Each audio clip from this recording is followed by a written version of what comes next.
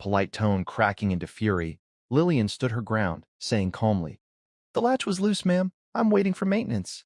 And Caroline's eyes narrowed, her voice dropping to a hiss. "Open it. Now."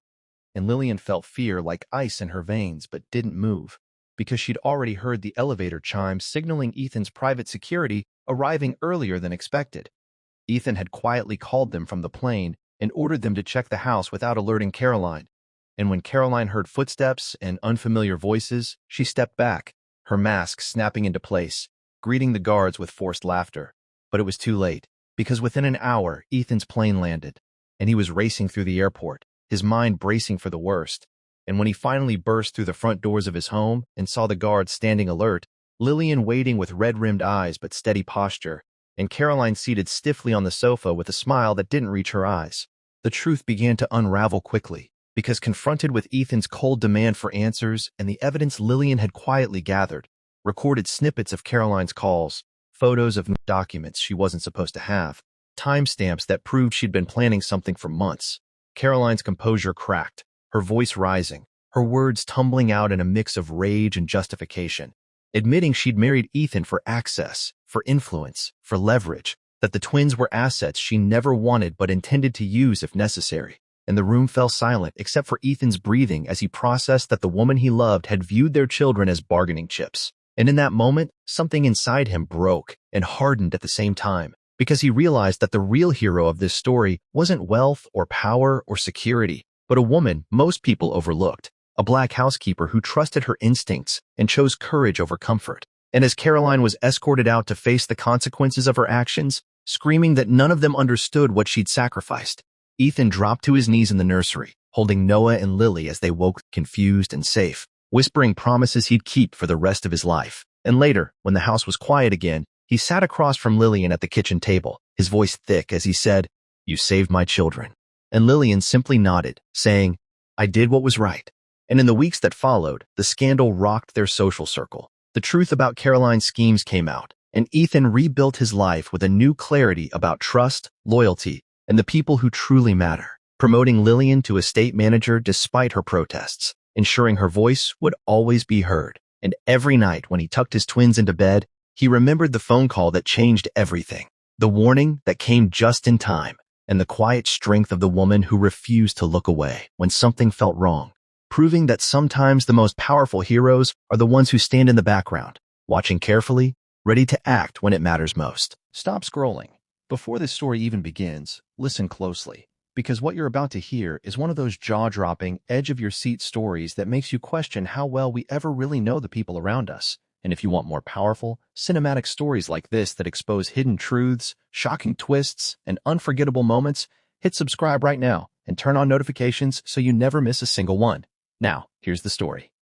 Black housekeeper calls the boss. "Come back now. She'll harm your twins." He was shocked. Ethan Caldwell was boarding a red-eye flight from Seattle to New York, exhausted from a merger negotiation that had dragged on for 48 hours straight, when his phone vibrated in his hand, the screen lighting up with a name he almost never saw calling him directly, Lillian Moore. And for a split second, he considered letting it go to voicemail because Lillian, his housekeeper of 8 years, never called unless it was something minor like that, a delivery question or a broken appliance. But something about the way his stomach tightened made him answer. And the moment he put the phone to his ear, he heard her voice, low, urgent, trembling, but controlled. "Mr. Caldwell, you need to come back now." And he frowned, already waving to the flight attendant that he'd be stepping out of line, asking quietly, "Lillian, what's wrong?" And then she said the words that made the world tilt. "It's about the twins. She'll harm them." And before he could even ask who she meant, the line crackled, and Lillian continued, "Your wife is not who you think she is, sir." And Ethan felt his pulse hammer as he stepped away from the gate, his mind racing to his 4-year-old twins, Noah and Lily, asleep back home in their gated Connecticut estate, and to his wife Caroline, elegant, philanthropic, beloved in their social circles, the woman everyone described as perfect.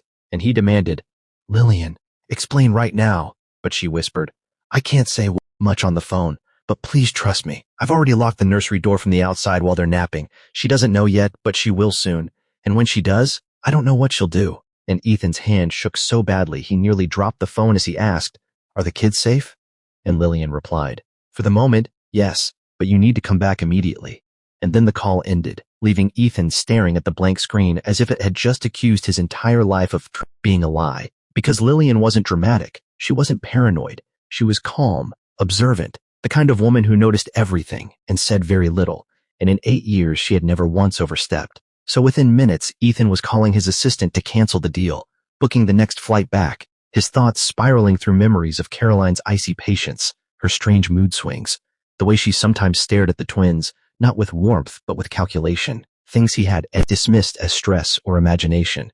And as the plane finally took off, every minute felt like an hour, and back at the house, Lillian stood quietly outside the nursery door, listening to the soft breathing of the sleeping twins through the monitor clipped to her belt, her mind flashing back to the moment that morning when everything had changed, when she had come downstairs early, as she always did, to prepare breakfast, only to hear Caroline in the study on the phone, her voice sharp and familiar, saying, "If he doesn't sign it, the children are leverage. I won't hesitate." And Lillian had frozen, heart pounding, knowing she shouldn't be listening, but unable to walk away as Caroline continued, "I've invested too much to let a couple of brats ruin this." And that was when Lillian understood that whatever Caroline was involved in wasn't just business, but something darker, something that had already crossed a line.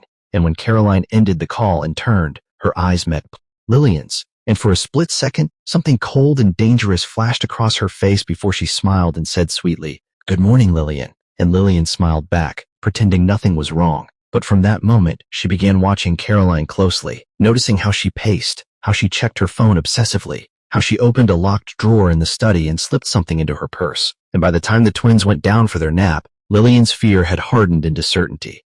And she made the hardest decision of her life, quietly locking the nursery door from the outside under the pretense of fixing a latch and calling Ethan, knowing that if she was wrong, she'd lose her job, her reputation, everything. But if she was right and stayed silent, she'd never forgive herself. And when Caroline eventually realized the door was